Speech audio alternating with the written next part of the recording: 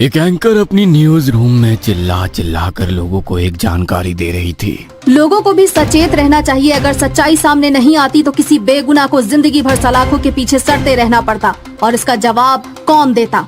उन पर झूठा आरोप लगाने वाली उस पागल लड़की की दिमागी हालत को देखते हुए अदालत ने उसे मेंटल असाइलम भेजकर अच्छा ट्रीटमेंट देने का फैसला सुनाया है और अस्पताल को ये चेतावनी दी है कि इस लड़की से ज्यादा दूरी बनाए रखें, क्योंकि वो काफी खतरनाक बीमारी से ग्रसित है जो किसी की जान लेने के लिए जरा भी नहीं हिचकिचाएगी।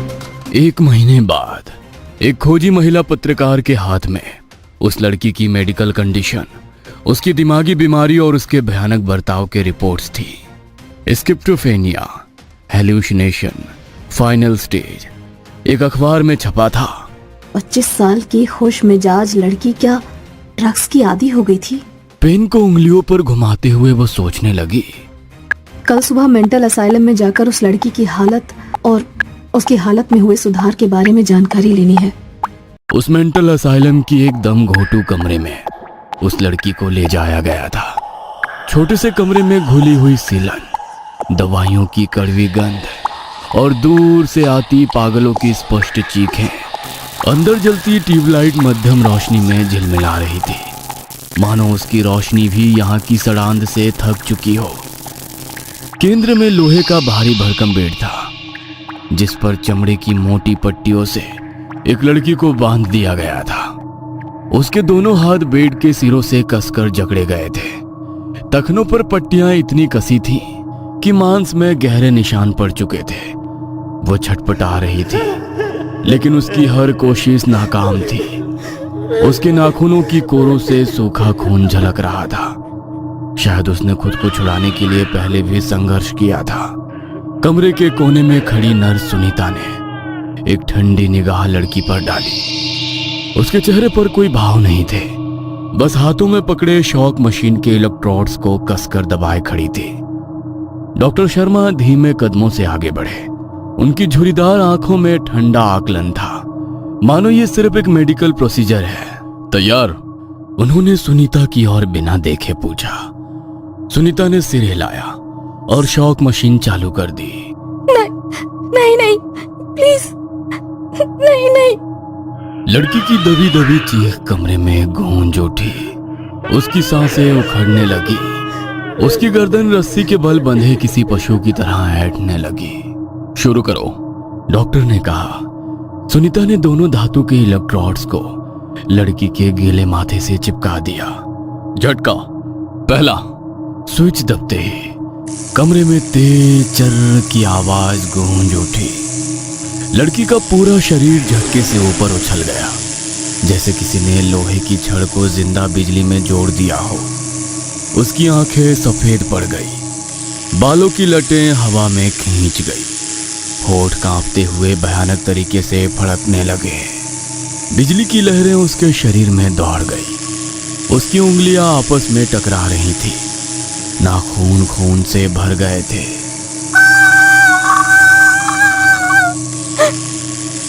एक दहला देने वाली चीख पूरे कमरे में गूंज उठी। उसकी पीठ झटके से इतनी ऊंची उठी कि कंधों के नीचे की पट्टियां चरमराने लगी। उसके पैरों की हड्डियां बिस्तर के किनारे से टकराई और पट्टियां इतनी कस गईं कि चमड़ी के नीचे की नसें नीली पड़ने लगी। दूसरा झटका। लड़की की मुड़ी हुई गर्दन के नीचे से लार की पतली धार बाहर बह निकली, परंतु डॉक्टर ने सुनीता की झिझक को अनदेखा कर दिया। स्विच ऑन करो। इस बार झटका और भी घातक था। उसकी दाढ़ें कसकर जकड़ गई, मांसपेशियां इतनी जोर से सिकुड़ गई कि उसकी गर्दन की नसें बाहर उभर आईं। कमरे में सिर्फ झटकों की खौफनाक गूंज थी, बिजली की चीखती आवाज और हड्डियों के अंदर तक घुसते दर्द की दहशत। लड़की की आंखें अब स्थिर हो गई थी, होठ जोर से फड़फड़ा रहे थे, मगर उसमें अब शब्दों की ताकत नहीं थी। फर्श पर उसकी नाक से टपकता लाल खून। बस बंद करिए, सुनीता ने हकलाते हुए कहा। एक और। डॉक्टर का आदेश आया। लेकिन स्विच ऑन करो। लड़की के शरीर ने एक आखिरी असंभव सा झटका लिया।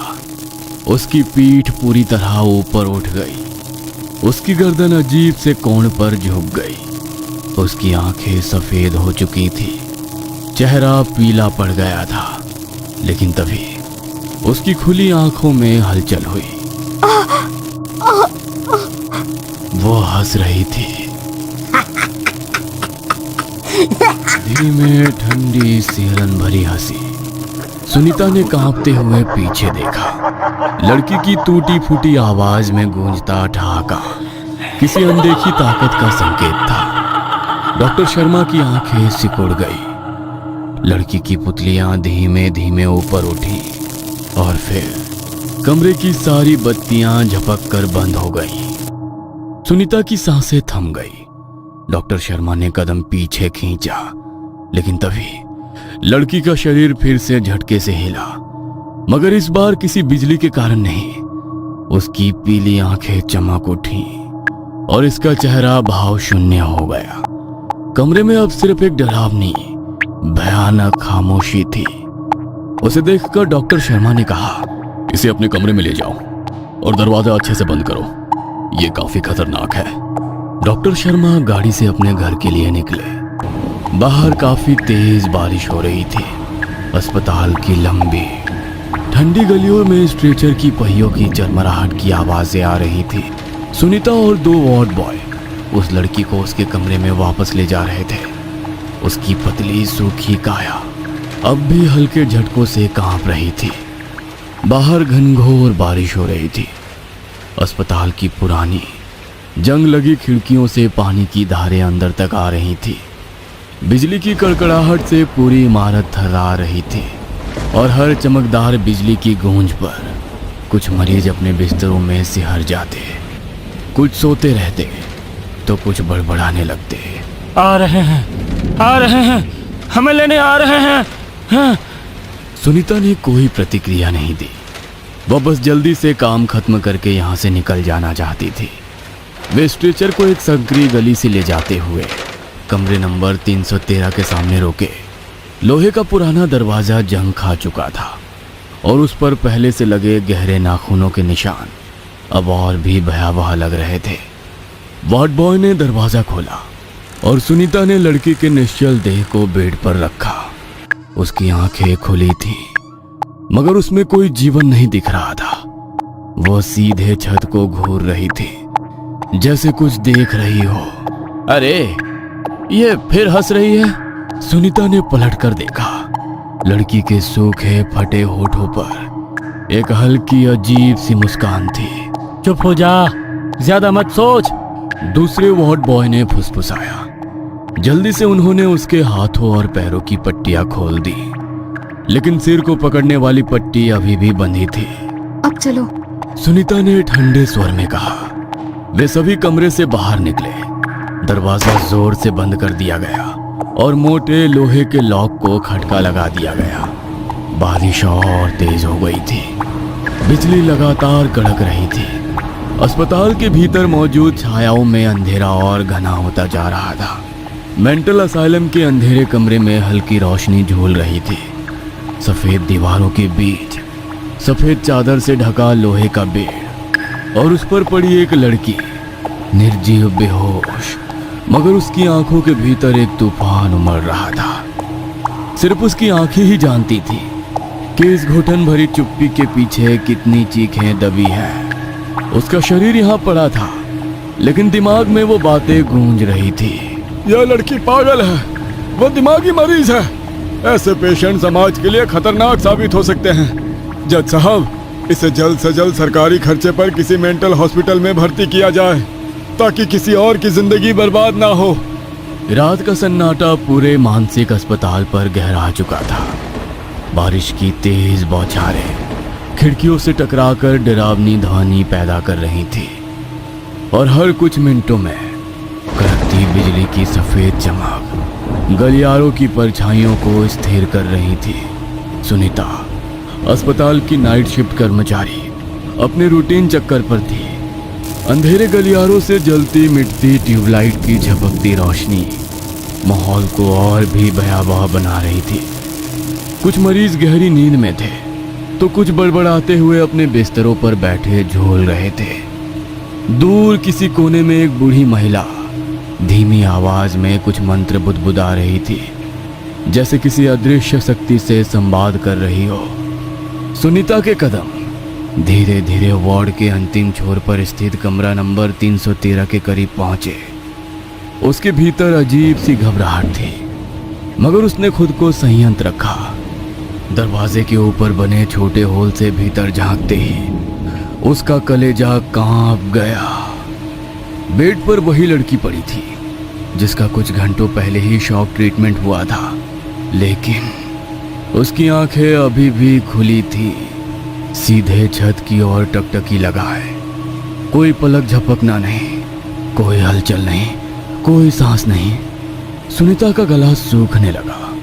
उसने खुद को तसल्ली देने के लिए एक गहरी सांस ली और सोचने लगी, शायद ये सिर्फ संयोग हो, शायद वो सोते हुए भी आंखें खुली रखती हो, जैसा कि कई मानसिक रोगियों के साथ होता है।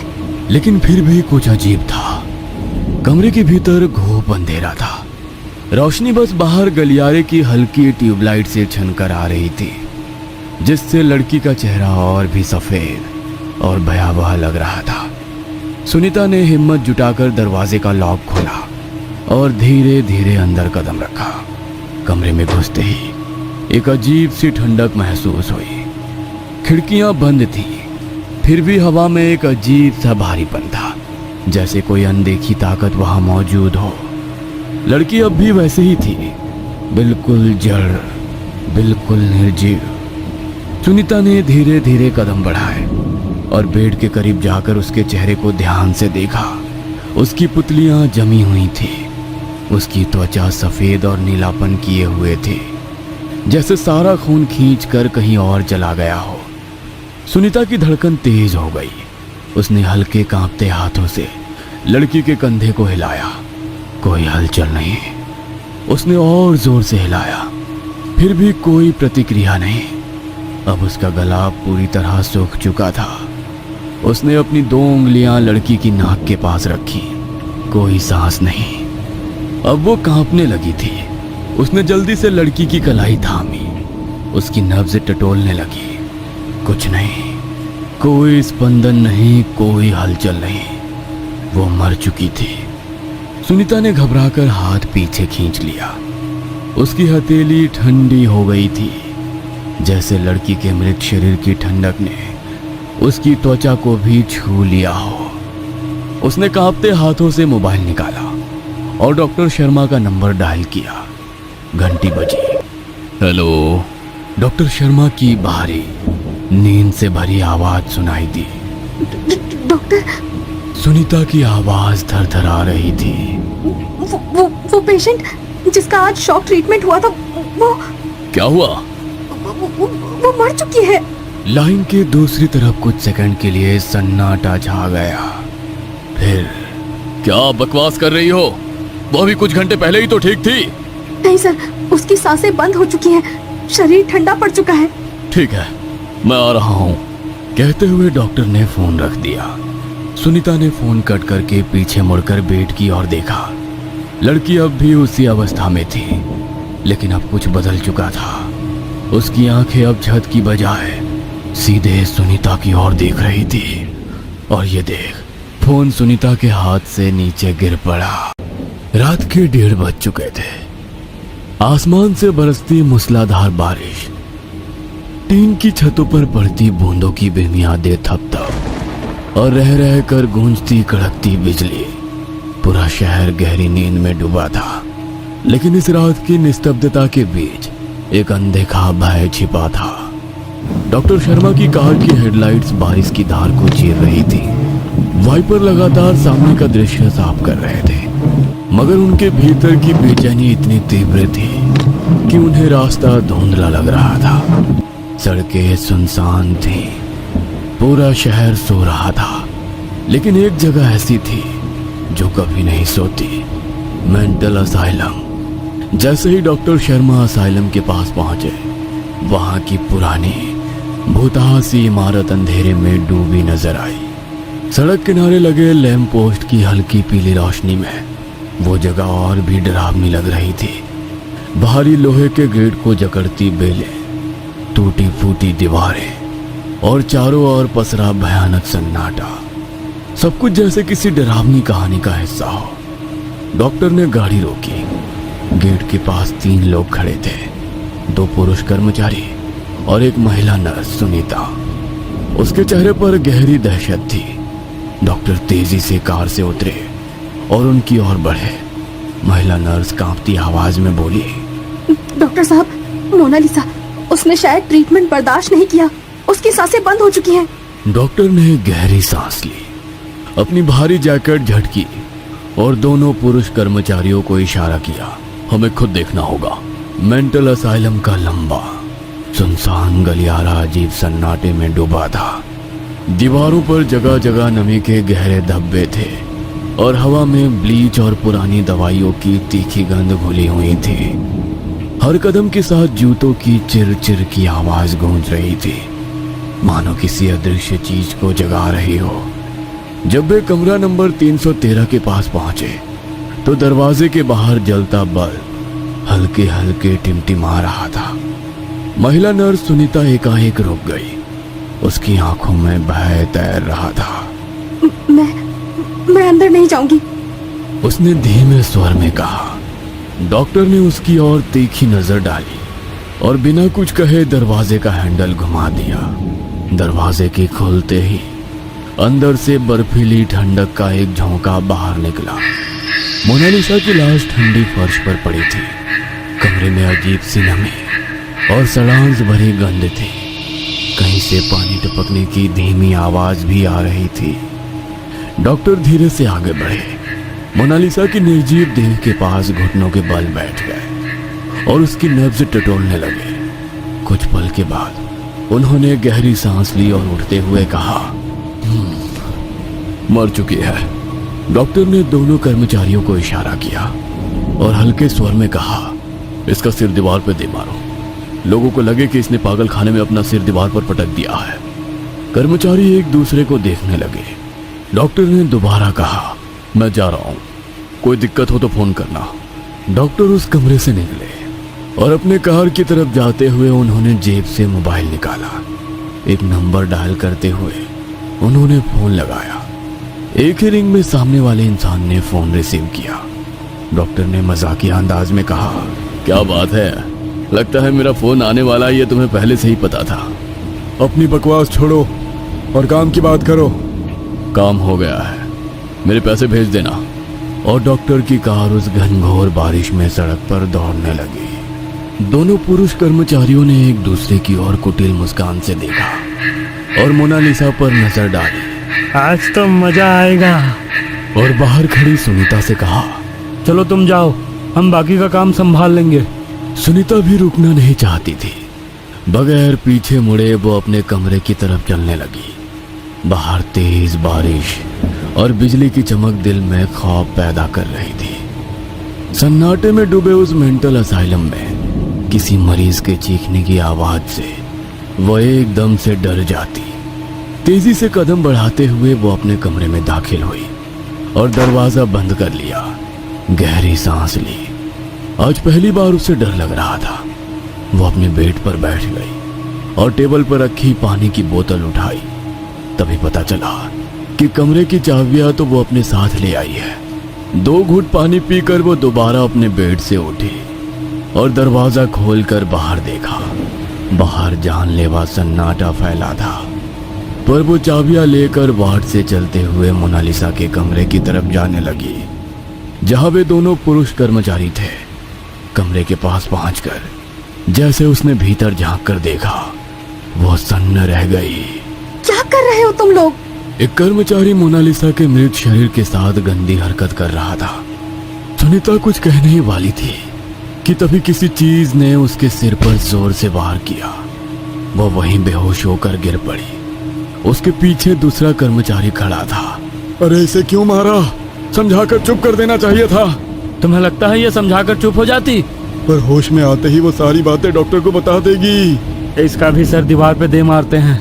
सुबह बता देंगे कि मोनालिसा ने पागल के दौर में सुनीता का सर फोड़ दिया और खुद भी अपना सर पटक पटक कर मर गई। हाँ, ये ठीक रहेगा। चलो इसे साइड में रख दो। एक कर्मचारी दूसरे से बोला। आज तो मजा आ जाएगा। दूसरा कर्मचारी सिर हिलाते हुए बोला।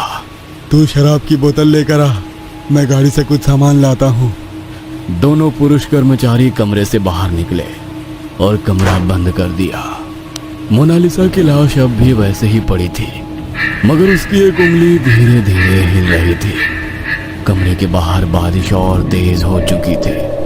बिजली की गड़गड़ाहट से हर बार अंधेरा और भी डरावना लगने लगता। तेज बारिश की बूंदें लोहे के शेड पर गिर रही थी। हर बूंद जैसे घड़ी की सुइयों की तरह किसी अनहोनी का इशारा कर रही थी। ठंडी हवा में घुली शीतल और फंफूदी की गंध पूरे मेंटल असाइलम को और भी डरावना बना रही थी। पहला कर्मचारी पार्किंग लॉट की तरफ बढ़ रहा था। हर कदम के साथ उसके जूतों की आवाज भीगती जमीन पर हल्की हल्की गूंज रही थी, पर बीच बीच में उसे ऐसा लग रहा था जैसे उसकी आवाज में एक और आवाज मिल रही हो, किसी और के कदमों की आहट। उसने झटके से सिर घुमाया, कोई नहीं था। उसने लंबी सांस खींची और आगे बढ़ने लगा, लेकिन छप छप वही आहट। अब की बार वो रुका नहीं, बल्कि अचानक से मुड़कर पीछे देखा। खाली गलियारा, सिर्फ दीवारों पर पानी की बूंदें टपक रही थी और दूर जलता हुआ बल्ब मंद मंद झपक रहा था। शायद मेरा भ्रम है, उसने खुद को समझाया और तेजी से कदम बढ़ाने लगा। पर जैसे ही वो एक कोने के पास पहुंचा, उसके दाएं कान में किसी के धीरे से फुसफुसाने की आवाज आई, रुक जा। उसका खून जम गया। उसने घबरा कर इधर उधर देखा, पर वहां कोई नहीं था। तेजी से सांस लेते हुए वो पार्किंग में पहुंचा और अपनी गाड़ी की डिक्की खोली। जैसे ही उसने अंदर से कम का पैकेट निकाला और जेब में डाला, कोई सरसराने की आवाज आई। उसने नजर उठाई। सामने दीवार के कोने में एक परछाई खड़ी थी। उसका काला ढांचा एक इंसान की तरह दिख रहा था, मगर उसकी आंखें सूख लाल थी जैसे सुलगता हुआ अंगारा। उसका शरीर जम गया, उसका गला सूखने लगा। वह आकृति हिली नहीं, वो बस वहीं खड़ी थी, उसे देखती हुई। कौन है वहां? आखिर हिम्मत जुटाकर वो धीरे धीरे उस आकृति की ओर बढ़ा, पर जैसे ही वो वहां पहुंचा, वहां कुछ नहीं था, बस भीगी दीवार और नीचे गिरती पानी की बूंदें। हवा ठंडी हो गई थी, इतनी ठंडी कि उसके हाथ पैर सुन्न होने लगे। उसने घबराकर खुद को झटका दिया और तेजी से अस्पताल की ओर भागा। दूसरा कर्मचारी असाइलम के स्टोर रूम में घुस चुका था। अंदर आते ही उसने दरवाजा बंद कर लिया, लेकिन उसका दिल तेजी से धड़कने लगा। उसे साफ साफ एहसास हुआ कि कोई दरवाजे के बाहर खड़ा उसे ही देख रहा है। किसी के कदमों की आहट महसूस हो रही थी। वह घबरा कर पलटा और दरवाजा खोलकर धीरे से बाहर झांक कर देखने लगा, पर खामोशी से घिरे उस सुनसान गलियारे में कोई नहीं था। बस टिमटिमाता हुआ बल्ब जो झपक झपक कर बंद होने की कगार पर था। ये क्या हो रहा है मुझे? वो बुदबुदाया। उसने अपना डर झटकते हुए स्टोर रूम में एक अलमारी के अंदर रखी अपनी शराब की बोतल खोजनी शुरू की, लेकिन बोतल वहां नहीं थी। ये क्या हो रहा है? मैंने तो यही रखी थी। वो तेजी से इधर उधर देखने लगा। तभी पीछे से एक कांच की बोतल नीचे गिरकर टुकड़ों में बिखर गई। उसका दिल जोर से उछला। डर के मारे उसने तेजी से पलटकर देखा, पर वहां कुछ नहीं था, लेकिन उसकी टूटी हुई बोतल के टुकड़े जमीन पर बिखरे थे। और तभी किसी के कदमों की आहट उसके कानों पर पड़ी। शायद स्टोर रूम के भीतर उसके अलावा कोई और मौजूद था। अरे अजय, वहां तू है क्या? पर कोई जवाब नहीं आया। लोहे के बड़े बड़े रेक के बीच से चलते हुए वो देखने लगा, पर उसे कोई नजर नहीं आ रहा था। तभी उसकी नजर कुछ दूर दरवाजे के पीछे रखी लकड़ी की अलमारी के शीशे पर गई। थोड़ा अंधेरा होने की वजह से साफ नजर नहीं आ रहा था, पर किसी की परछाई उसे शीशे में दिखाई दे रही थी। वो साया उसी को देख रहा था। अजय, वहां क्या कर रहा है? चलते हुए वो उस अलमारी के पास पहुंचा तो कोई नहीं था। वो सोच में पड़ गया। शीशे में वो परछाई किसकी थी? पर अलमारी के उस खुले दरवाजे के भीतर एक बड़ी शराब की बोतल दिखाई दी। ये किसकी बोतल है? किसकी भी हो, अपने को क्या? उसने शराब की बोतल उठाई और अपनी जेब में जबरन घुसेड़ने लगा। पहला कर्मचारी तेज कदमों से मोनालिसा के कमरे की तरफ चलने लगा। उसके दिमाग में शैतानी ख्यालों ने घर कर लिया था। पर यह पहली बार नहीं था। इससे पहले भी वो ऐसे ही कई महिलाओं को और लड़कियों को अपनी हवस का शिकार बना चुके थे। जिंदा तो जिंदा, पर महिलाओं की लाशों के साथ भी वो लोग घिनौनी कृत्य करने में जरा भी नहीं हिचकिचाते थे। मोनालिसा के कमरे के पास पहुंचा और दरवाजे पर लगा लॉक निकाला। कमरे के भीतर दाखिल हुआ तो वो महिला जमीन पर लहूलुहान हालत में पड़ी थी। उसने बेड पर नजर डाली तो उसके पैरों के नीचे से जमीन खिसक गई। वह सन्न रह गया क्योंकि मोनालिसा की लाश वहां पर नहीं थी। वह सोच में पड़ गया क्योंकि महिला कर्मचारी सुनीता अभी भी जमीन पर बेहोश पड़ी थी, किंतु मोनालिसा, उसकी लाश कहाँ गई? उसका गुस्सा फूट पड़ा। उस हरामी ने मुझे धोखा दिया। क्या हुआ है वो समझ चुका था। उसका साथी यानी दूसरा कर्मचारी मोनालिसा की लाश को कहीं और ले जाकर अकेले ही मजा कर रहा था। उसकी आंखों में गुस्से की लपटें जल उठी। वो दांत पीसते हुए दूसरे कर्मचारी को खोजने निकल पड़ा। इधर स्टोर रूम से बाहर निकलकर दूसरा कर्मचारी सीधा मोनालिसा के कमरे में पहुंचा, लेकिन जैसे ही वो कमरे में दाखिल हुआ उसका चेहरा सफेद पड़ गया। मोनालिसा कहाँ गई? और उसके दिमाग में भी वही ख्याल आया। उसी के साथ अपने दोस्त की तलाश में वो कमरे से बाहर निकला। बारिश अब हल्की पड़ चुकी थी, लेकिन असाइलम के गलियारे में एक अजीब सन्नाटा था, जैसे कोई अनदेखी ताकत यहाँ के हर कोने में छिपकर बस यही समय का इंतजार कर रही हो। पहला कर्मचारी गुस्से में पैर पटकता हुआ स्टोर रूम की ओर बढ़ा। साला यहीं छिपा होगा। दरवाजे पर पहुंचकर उसने उसे धक्का दिया। कर आवाज करते हुए दरवाजा खुला और एक ठंडी हवा का झोंका उसके चेहरे से टकराया। इतनी ठंडी कि उसकी हड्डियां कांप उठी। उसने झटके से अंदर कदम रखा और चारों ओर देखने लगा। अंधेरा, गहरा काला अंधेरा। बस दूर एक कोने में हल्का सा बल्ब टिमटिमा रहा था। उसने स्विच दबाकर लाइट चालू कर दी। पीली रोशनी में पुरानी अलमारियां, धूल से भरे फर्नीचर और कोनों में जमी मकड़ियों की जालियां दिखने लगी। अबे कहाँ छुपा है? बाहर आ! उसने गुस्से में चिल्लाते हुए अपने साथी को आवाज दी। कोई जवाब नहीं आया। हवा अब भी सर्द और भारी थी, जैसे कमरे में कोई और भी मौजूद हो। उसने धीरे धीरे आगे कदम बढ़ाते हुए कहा, मुझे पता है, मोनालिसा को लेकर तू यहीं कहीं छुपा है। चल अब नाटक बंद कर, बाहर आ! अपने दोस्त को आवाज देते हुए वो आगे बढ़ने लगा। फर्श पर पड़े पुराने कागज और धूल उसके पैरों के नीचे दबकर सरसराने लगी। तभी उसकी नजर नीचे फर्श पर पड़ी। एक अलमारी के पीछे जमीन पर पड़ी मोनालिसा का चेहरा नजर आ रहा था।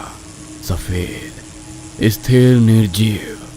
उसके मन में एक ही ख्याल आया, ये कमीना लाश को यहाँ घसीट कर ले आया और अब इसके साथ मजे कर रहा है। गुस्से से उसकी आंखें लाल हो गई। उसने तेजी से कदम बढ़ाए, लेकिन उसने अपनी आंखों के सामने देखा। मोनालिसा की लाश अचानक खींची जाने लगी, जैसे कोई उसे घसीट कर अंधेरे में ले जा रहा हो। अबे रुक, क्या कर रहा है तू?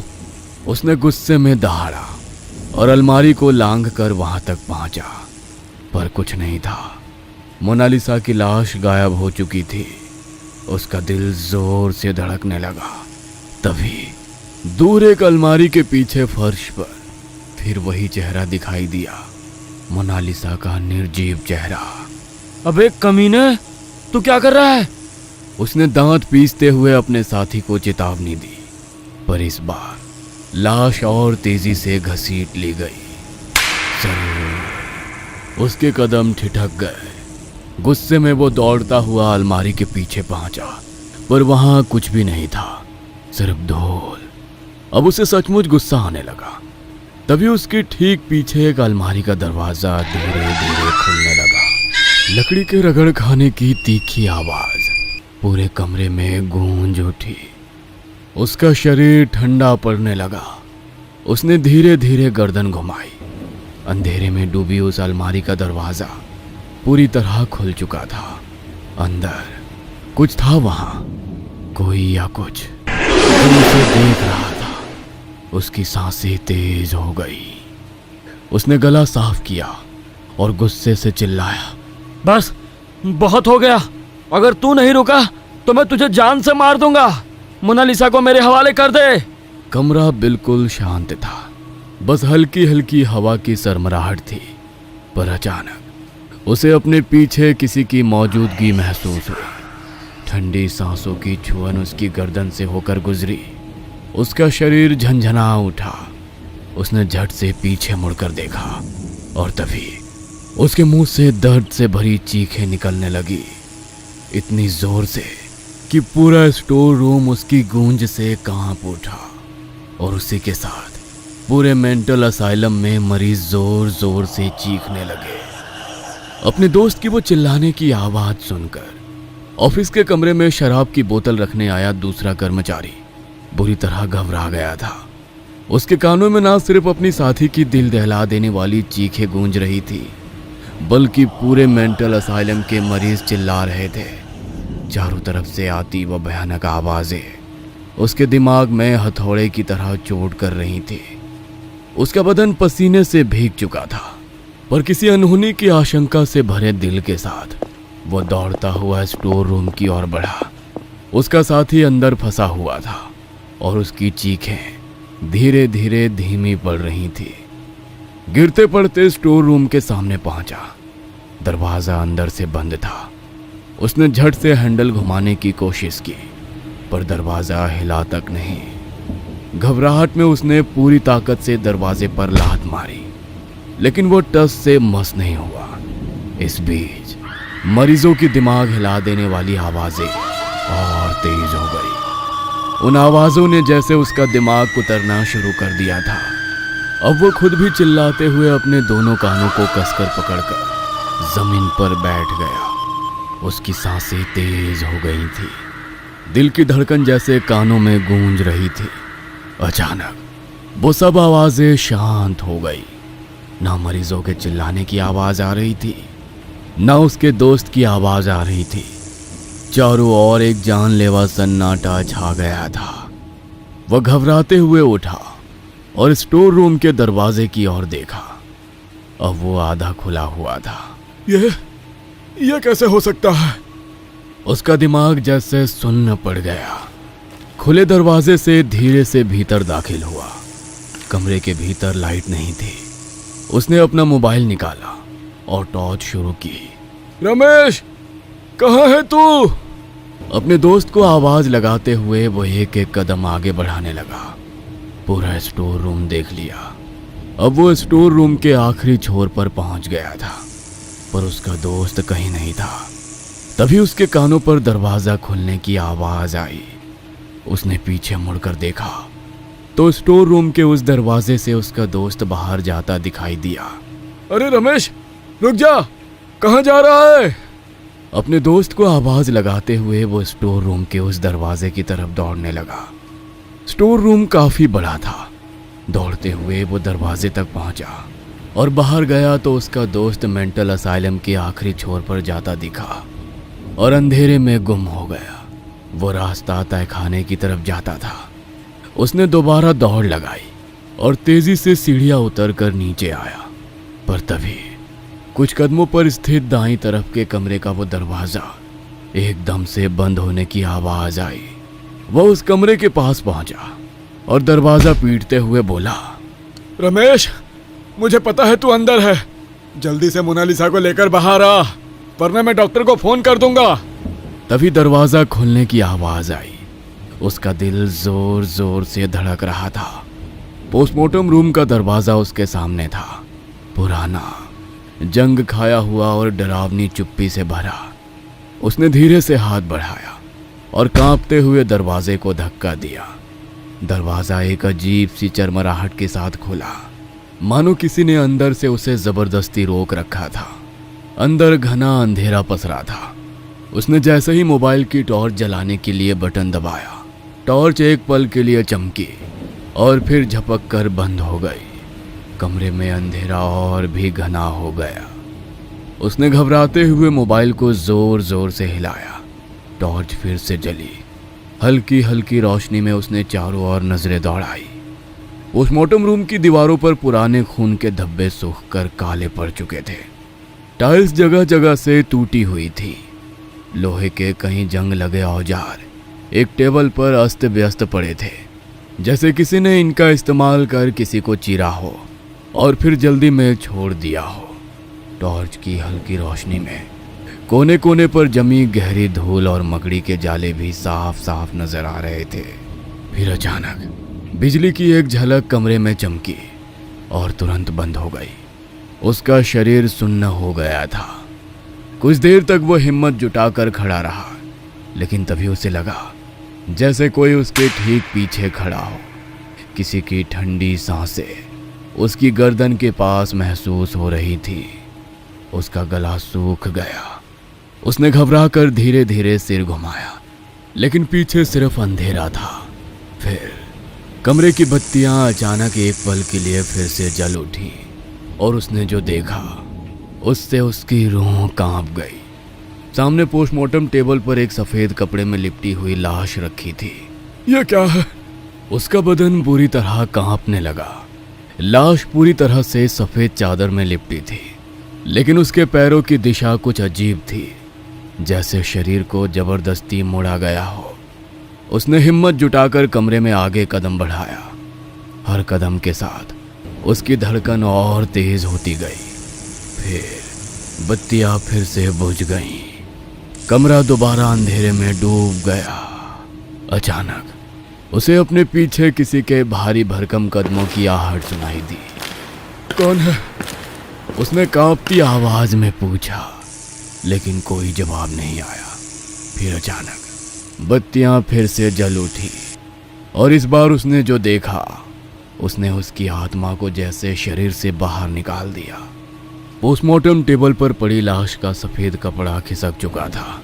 टेबल पर मोनालिसा की लाश सफेद कपड़े में लिपट कर रखी हुई थी। इतनी देर से उसके दिल में बसा डर थोड़ा कम हो गया। मोनालिसा के खूबसूरत जिस्म को देखकर वो बोला, साले, इतना नाटक करने की क्या जरूरत थी? अगर सीधे सीधे बोल देता कि पुराने पोस्टमार्टम रूम में आ जाना तो मैं आ जाता। चल अब तू भी बाहर आ, बहुत काम करना है। इतना कहकर वो अपने दोस्त को इधर उधर ढूंढते हुए आवाज लगाने लगा। तभी उसे अपने पीछे कुछ हलचल होती सुनाई दी। उसने पीछे मुड़कर देखा तो पोस्टमार्टम टेबल पर पड़ी उस लाश का चेहरा दोबारा किसी ने ढक दिया था। रमेश, नाटक करना बंद कर, बाहर आ। और क्या इसका मुंह ढक रहा है? कहते हुए उसने झट से लाश के ऊपर से झट से वो सफेद कपड़ा पूरी तरह से हटा दिया और सामने का नजारा देख जैसे उसके दिल ने एक पल के लिए धड़कना ही बंद कर दिया। पोस्टमार्टम टेबल पर मोनालिसा की नहीं बल्कि उसी के दोस्त की लाश पड़ी थी। वो भी उसके पेट के ऊपर का ही हिस्सा था। आधी लाश गायब थी। कांपते हाथों से उसने टॉर्च की रोशनी फर्श पर डाली। पूरी जमीन खून से लाल हो गई थी। उसके हाथ पैर सुन्न हो गए और तभी टेबल पर पड़ी लाश के मुंह से एक दर्द भरी कराह निकली, जिसे सुनकर वो डर के मारे एकदम से पीछे की तरफ हट गया।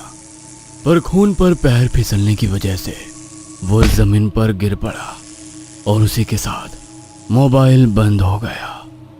फर्श पर फैले गीले चिपचिपे खून से उसका शरीर भीग चुका था। उस बेहद डरावने और घिनौने एहसास ने उसे भीतर से झकझोर कर रख दिया था।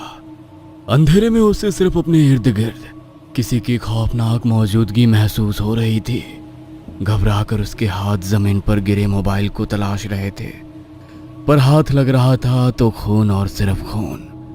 उसने पीछे मुड़कर देखा तो दरवाजा आधा खुला था। वो झट से उठा और दरवाजे की तरफ दौड़ने लगा, पर लग रहा था जैसे कोई उसी के तेजी के साथ उस पर झपटने के लिए दौड़ रहा है। पर वो पूरी जान लगाकर दरवाजे की तरफ दौड़ने लगा। सांस फूलने लगी, दिल जोर से धड़कने लगा, गला सूख चुका था, आंखों में मौत का साया नजर आने लगा। अब उसे अपना अंत नजर आ चुका था। वो डरावना साया उस पर झपट ही पड़ा था, पर तभी वो दरवाजे से बाहर निकल गया। उसके साथ ही दरवाजा बंद हो गया, पर बगैर पीछे मुड़े वो दौड़ता रहा।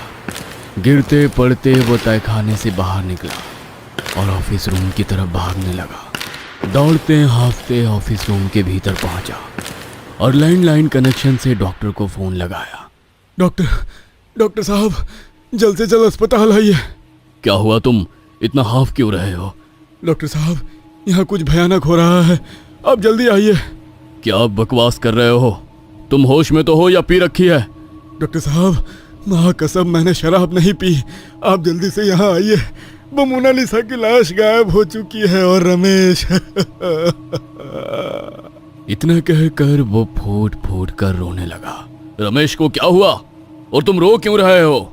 रमेश को किसी आगे कुछ बोलता, इससे पहले फोन कट गया और बाहर कहीं शॉर्ट सर्किट से बिजली चली गई।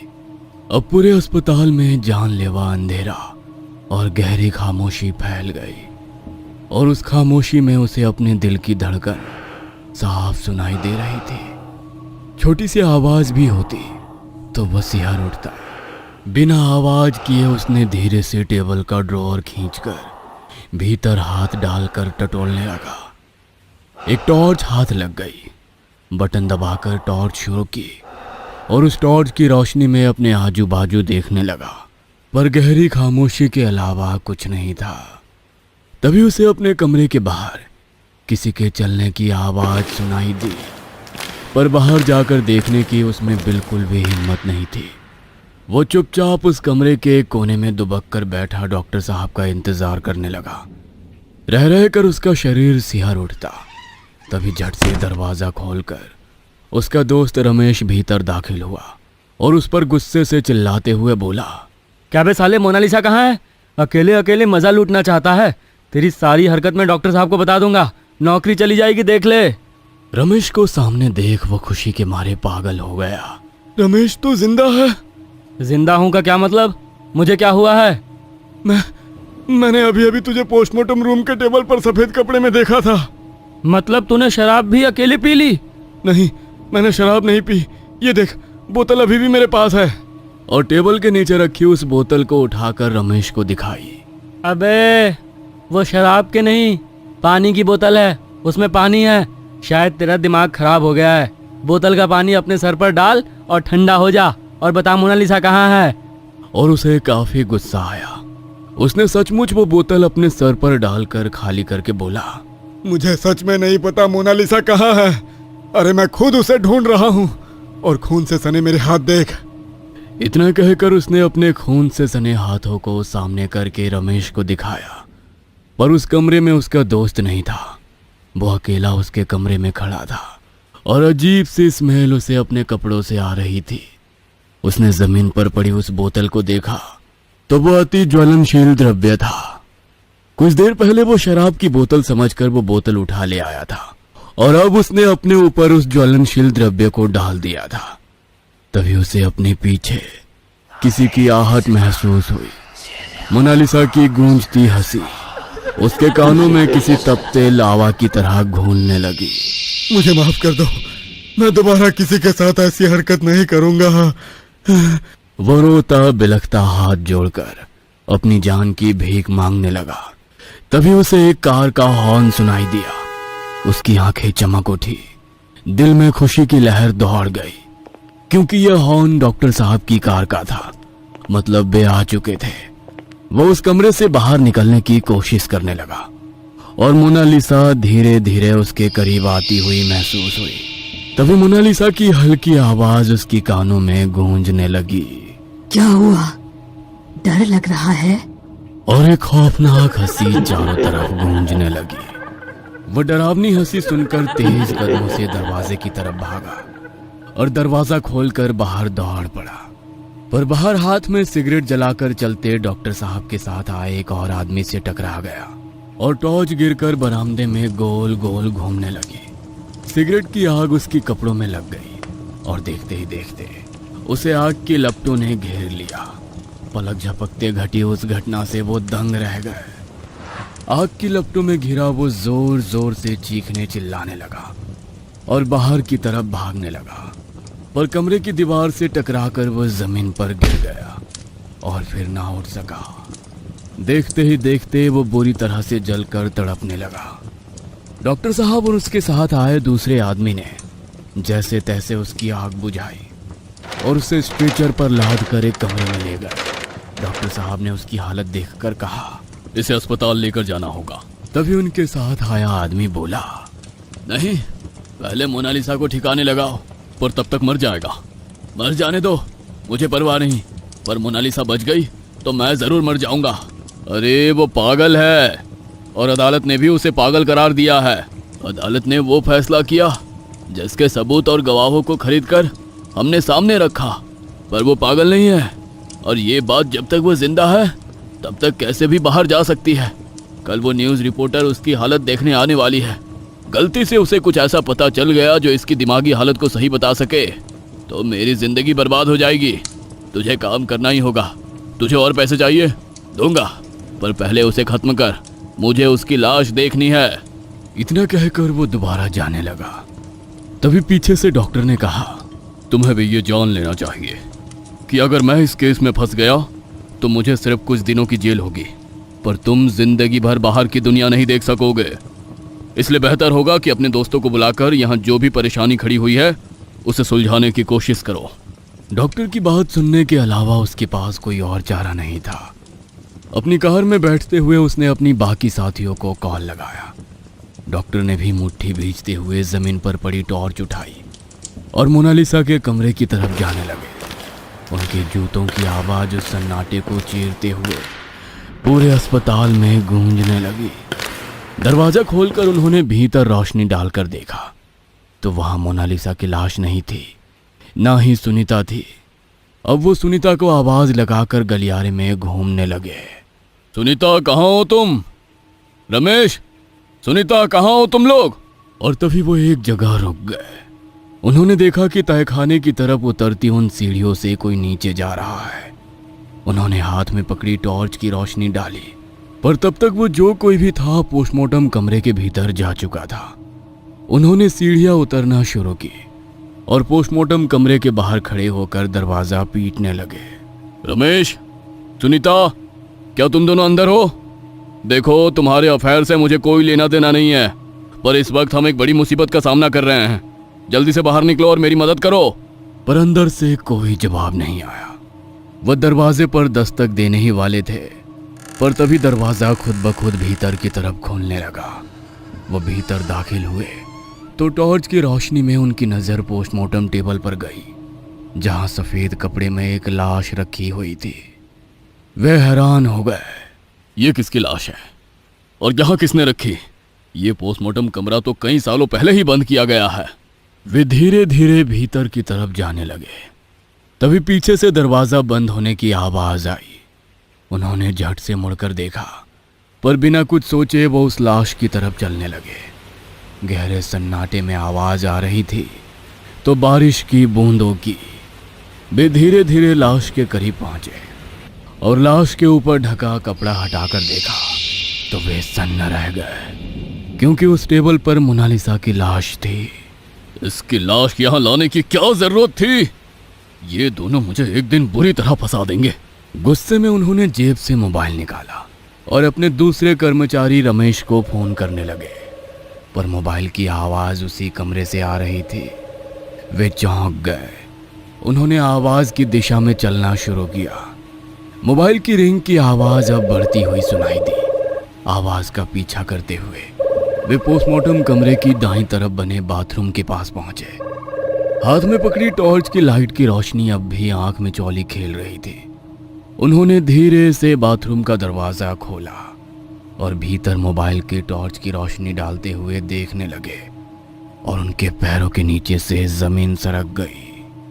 कांपते हाथों पकड़ी टॉर्च की रोशनी में भीतर उनका वही आग में झुलसा हुआ कर्मचारी डर के मारे अपना बदन सिकोड़कर बैठा दरवाजे की तरफ देखकर दर्द से कराह रहा था। जैसे ही डॉक्टर को देखा वो और जोर से कराहते हुए रोने लगा। तुम यहाँ कैसे? डॉक्टर की जबान लड़खड़ा रही थी, पर तभी उस कर्मचारी की आंखें बड़ी हो गई। चेहरे पर मौत का डर साफ साफ नजर आने लगा, क्योंकि डॉक्टर के पीछे उसने एक बेहद ही डरावनी हंसी में मुस्कुराता साया देखा था। मौत का साया। मोनालिसा की डरावनी मुस्कुराहट उसके दिल को चीर रही थी। डॉक्टर ने धीरे धीरे अपनी गर्दन घुमाई और पीछे मुड़कर देखा तो पीछे मोनालिसा खड़ी थी। उसकी आंखों में देख डॉक्टर के दिल की धड़कन ही मानो रुक गई। बाहर तेज बारिश हो रही थी। तभी एक और कार मेंटल असाइलम के उस बड़े से आंगन में आकर पहले से खड़ी कार के पास आकर रुक गई। अपनी गाड़ी से उतरकर तीनों लोग उस गाड़ी में जाकर बैठ गए। गाड़ी में बैठा वो शख्स हाथ में सिगरेट लिए मोबाइल पर एक वीडियो देख रहा था। उसकी तरफ देखते हुए घबराए हुए दूसरे शख्स ने पूछा, क्या बात है, हमें यहाँ क्यों बुलाया? मोबाइल पर उस वीडियो को देखते हुए सिगरेट का कश लेकर वो शख्स धीरे से बोला, मजा मिलकर किया था ना, तो बाकी बातों से मैं अकेला क्यों निपटूं? तभी कार के सामने की कांच पर टॉर्च की रोशनी पड़ती दिखाई दी। उसने वाइपर शुरू करके देखा तो डॉक्टर वर्मा इशारे से बुला रहे थे। चलो सब कुछ निपटा कर आते हैं। मोबाइल गाड़ी में रखकर चारों अस्पताल के भीतर जाने लगे। बारिश और तेज हो गई और वो मेंटल असाइलम पूरी तरह से रात के घने अंधेरे में खो गया। दूसरे दिन न्यूज़ चैनल पर लगातार न्यूज़ चल रही थी। न्यूज़ एंकर चिल्ला चिल्ला कर वो न्यूज़ बता रही थी। क्या अपने ऊपर हुए अत्याचार की रिपोर्ट पुलिस में दर्ज करना गुनाह है? आज हम ये सवाल इसलिए उठा रहे हैं क्योंकि उसने अदालत से इंसाफ की उम्मीद की थी, पर उसे कहाँ पता था कि इंसाफ के लिए पैसे की चादर बिछानी पड़ती है। उस मासूम का रेप तो एक बार हो गया, पर भरी अदालत में उन गुनहगारों को बचाने के लिए उनके चार वकील उस पीड़िता को ही दोषी साबित करते रहे। उसे बदचलन, जिस्म बेचने वाली, धंधा करने वाली कहकर उसका मानसिक रेप किया गया और इससे भी एक कदम आगे जाकर इसी को उसका पेशा दिखाया। वो चीखती रही, चिल्लाती रही तो उसे मानसिक तौर पर बीमार साबित किया गया। अदालत ने उसे मेंटल असाइलम भेजकर गुनहगारों को बाइज्जत रिहा कर दिया और पिछले 1.5 महीने से वो मेंटल असाइलम में शॉक ट्रीटमेंट झेल रही थी। पर हम आज ये क्यों बता रहे हैं? क्योंकि कल उसकी हत्या हो गई। जी हाँ, सही सुना आपने, उसकी हत्या की गई। और सिर्फ उसकी ही नहीं, उस अस्पताल में काम करने वाले 2 और कर्मचारियों की भी हत्या कर दी गई। और ये हत्या किसी और ने नहीं बल्कि उन्हीं 4 दरिंदों ने की है, जिसके पक्के सबूत पुलिस के पास है। पुलिस ने बताया कि रात के समय मोनालिसा को खत्म करने 4 दरिंदे अस्पताल पहुंचे।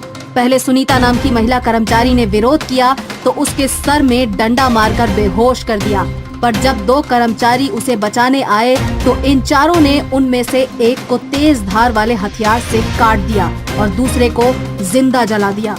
पर जिसे जिंदा जलाया उस कर्मचारी ने मरते वक्त डॉक्टर को फोन करके इसकी जानकारी दी। उन दरिंदों ने डॉक्टर पर भी जानलेवा हमला किया। डॉक्टर को दिल का दौरा पड़ने की वजह से वे आईसीयू में भर्ती हैं और महिला कर्मचारी पर अस्पताल में इलाज चल रहा है। और पुलिस ने 4 दोषियों को गिरफ्तार कर लिया है, जिनके पास मिले मोबाइल के भीतर वो वीडियो भी मिला है जिसमें साफ साफ नजर आ रहा है कि मोनालिसा का रेप इन्हीं 4 ने मिलकर किया था। मोनालिसा तो मर चुकी है, पर क्या अब ये इंसाफ उसके लिए कुछ मायने रखता है? तभी वो महिला एंकर एकदम से चुप होकर कुछ सुनने लगती है। शायद उसके पास कोई ब्रेकिंग न्यूज पहुंच गई थी। उसकी आंखें आश्चर्य से बड़ी हो गई और थोड़ा गुस्से में वो न्यूज बताने लगती है। बेहद शर्मनाक न्यूज। पोस्टमार्टम कमरे से मोनालिसा का शव गायब हो चुका है। ये बेहद ही शर्मनाक घटना है। इतनी लापरवाही, एक पीड़िता का शव पोस्टमार्टम कमरे से गायब हो चुका है। और इधर बेड पर पड़ी सुनीता अपने सामने चल रही उस न्यूज को देखकर खुद से बुदबुदाई। अब वो खुद फैसला करेगी कब, किसे, कहाँ और किस तरह की मौत देनी है।